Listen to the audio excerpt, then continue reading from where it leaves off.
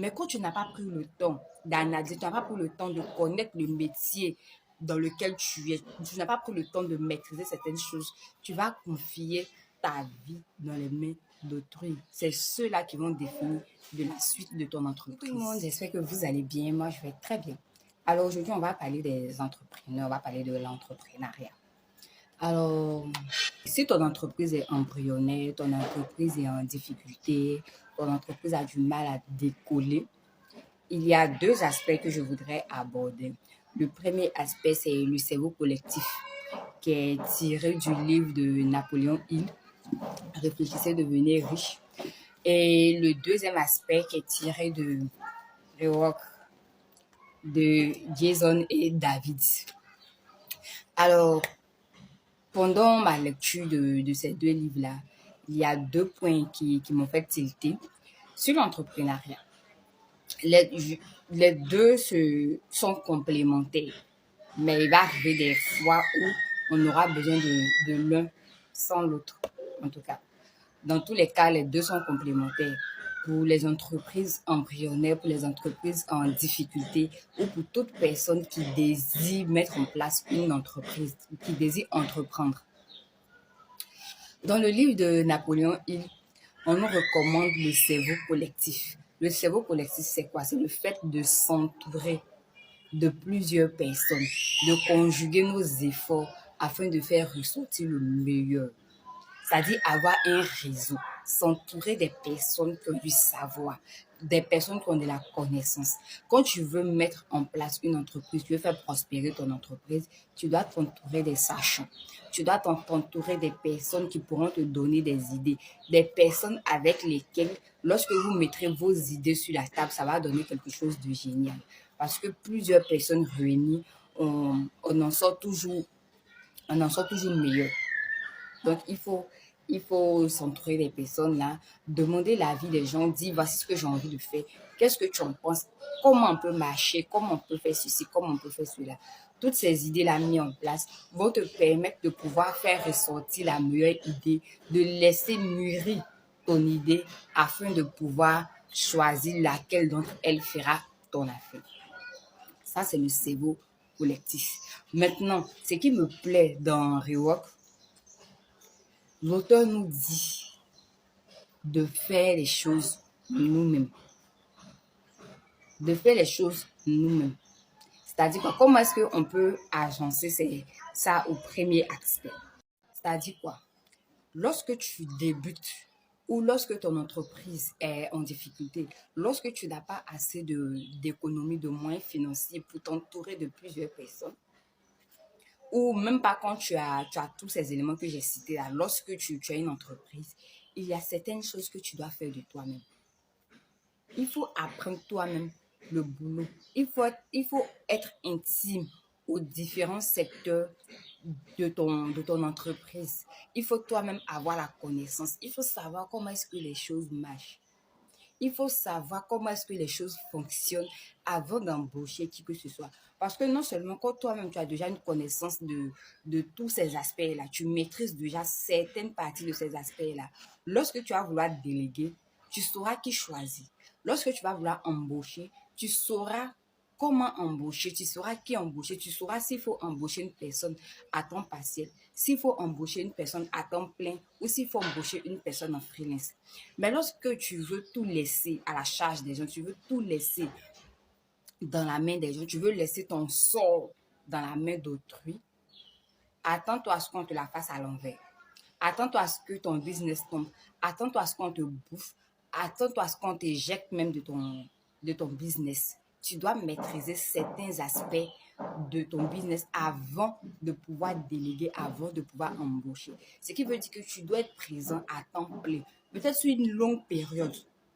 Sur une très longue période, tu dois tout maîtriser. Comme ça, tu sais que si j'embauche telle personne, je sais à peu près de quoi est-ce que j'ai besoin.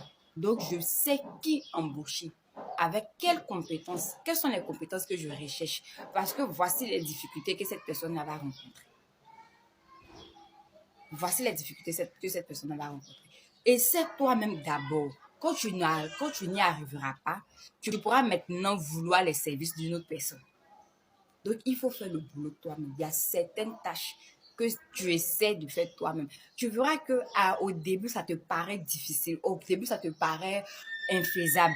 Mais une fois que tu mets la main à la tâche, tu vas te dire, oh, tu vas te dire, ah bon, tu seras étonné de la facilité ou de ton apprentissage rapide de certains éléments. Ça va te donner de l'avance, ça va te donner, la connaissance donne le pouvoir. Quand tu es quelque part, surtout dans toi-même, ton entreprise, il faut maîtriser certains rouages afin que tu sois respecté, afin que ton autorité soit indispensable. Donc, l'auteur nous dit quoi? L'auteur nous dit, n'embauchez jamais quelqu'un sans avoir essayé de faire le boulot vous-même. Je vais prendre un exemple tout simple que tout le monde connaît. Lorsque tu es maîtresse de maison, tu es maîtresse de maison, tu es femme au foyer, et que tu as besoin de prendre une aide ménagère. Quand tu sais toi-même d'abord préparer, quand l'aide ménagère vient, tu lui montres le travail à faire. Tu lui montres comment est-ce que tu fonctionnes. Quand par derrière, cette aide ménagère-là sait que tu n'as pas vraiment besoin d'elle pour manger et que c'est juste parce que tu arrives à un certain niveau où tu n'as plus vraiment le temps. Donc, tu préfères déléguer certaines tâches afin de toi t'occuper de d'autres tâches. Quand c'est comme ça, le respect est là. Ton autorité est indispensable, ton autorité est respectée. Parce qu'elle ne se dira pas que si je démissionne tout à l'heure ce soir-là, elle ne va pas pouvoir manger. Si je démissionne demain, elle ne pourra pas accompagner ses enfants à l'école. Si je démissionne, elle ne pourra pas faire ceci, elle ne pourra pas faire cela. Pourquoi? Parce que tu as pris le temps de maîtriser certaines choses. Tu as pris le temps de faire certaines tâches toi-même. Tu as vu ce qu'il y a dedans. Derrière, tu peux respecter aussi celui qui vient faire le travail à ta place parce que tu connais la difficulté qu'il y a dedans. Tu peux valablement embaucher une personne. Tu sauras quels critères il te faut, quel qualificatif il te faut pour ce boulot-là. Parce que tu sais déjà comment ça se passe. Tu sais déjà comment ça se passe. Quand tu sais que tu as un bébé et que tu sais que les bébés, c'est tellement... Les bébés rendent fous. Tu ne vas pas confier ton bébé à n'importe qui. Tu vas avoir certaines qualificatifs, tu vas avoir certains critères parce que tu as eu toi-même à t'occuper de ton bébé d'abord. Tu sais comment est-ce que l'enfant fonctionne. Tu sais un peu qui peut s'occuper de telle personne. Donc, quand tu auras en face de toi une personne que tu vas embaucher, tu sais déjà ce que tu recherches. Pour rester maître, le pouvoir est indispensable. Et le pouvoir, c'est quoi? Le pouvoir, c'est la connaissance. Le pouvoir, c'est la stratégie. Le pouvoir, c'est la connaissance tout simplement. La connaissance donne le pouvoir.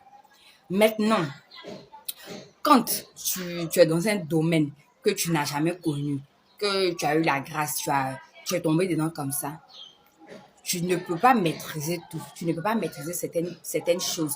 Ou même si tu maîtrises l'objet principal de ton activité, il y a des éléments tout autour là que tu ne maîtrises pas. Du coup, tu auras besoin du service d'autres personnes.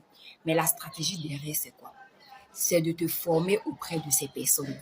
C'est d'apprendre auprès de ces personnes. Parce que tu es déjà le chef. Tu es déjà la tête. Donc, tu auras cette facilité-là à te former auprès des autres. Tu auras cette facilité-là à rentrer dans leur cuisine interne. Tu auras cette facilité-là qu'ils t'acceptent parce que généralement, il y a des gens qui n'aiment pas partager leur savoir parce qu'il y a trop de trucs autour. Il y a trop de trucs autour, il y a la malhonnêteté, il y a plein de choses qui rentrent en ligne de compte qui font que des gens ne veulent pas partager leur savoir. Donc, toi, en tant que chef, en tant qu'un bon leader, en tant qu'un bon chef, tu peux venir stratégiquement auprès des personnes que tu auras embauchées, ça et là. Tu pourras apprendre de ces personnes-là. Après, tu sauras qui est indispensable, qui n'est pas indispensable. Tu sauras quel poste est indispensable, quel poste n'est pas vraiment indispensable, quel poste on peut combiner, quel poste on peut cumuler parce que une personne peut faire 2 ou 3 choses en même temps. On n'a pas vraiment besoin d'avoir 6 personnes pour 6 postes. On n'a pas vraiment besoin de 10 personnes pour 10 postes. À la fin, on ne s'en sort pas. À la fin, on ne s'en sortira pas. Il y a certains éléments que vous-même, vous devez prendre en compte, que vous-même, vous devez faire d'abord. Moi, comme ça, quand je fais mes vidéos, j'ai appris à faire le montage. J'ai appris à faire tout ce qui est montage vidéo, tout ce qui est convertir une vidéo j'ai appris à faire les miniatures, j'ai appris à faire les couvertures.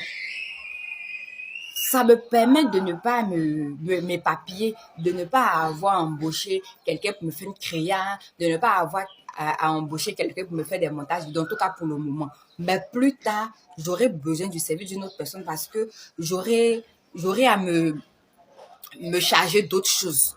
Mais j'ai pris la peine de maîtriser ces outils-là. Donc, je saurai de qui j'ai besoin parce que je sais le travail qu'il y a dedans. Je saurai aussi respecter le travail parce que je connais la difficulté. Ça me permet aussi de savoir si j'ai besoin d'employer cette personne-là à temps plein ou à temps partiel ou en freelance. C'est-à-dire, je sais que je fais peut-être mes vidéos une fois dans le mois.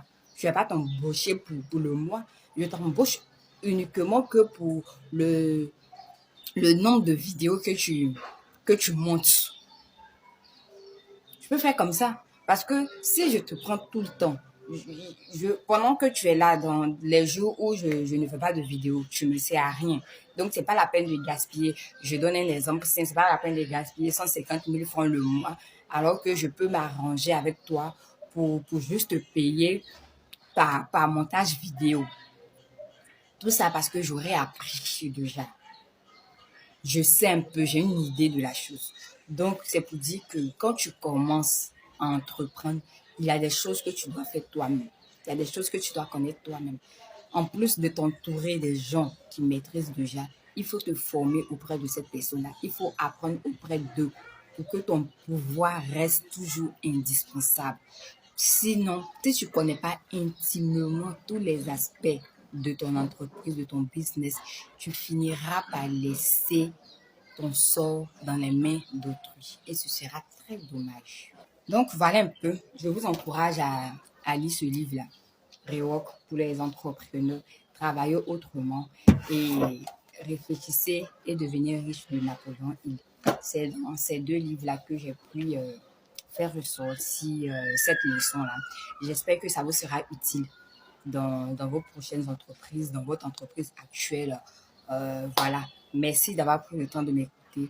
Merci de liker, merci de partager. On se retrouve très prochainement pour un autre message d'ici là. Apprenez vous-même. Bisous.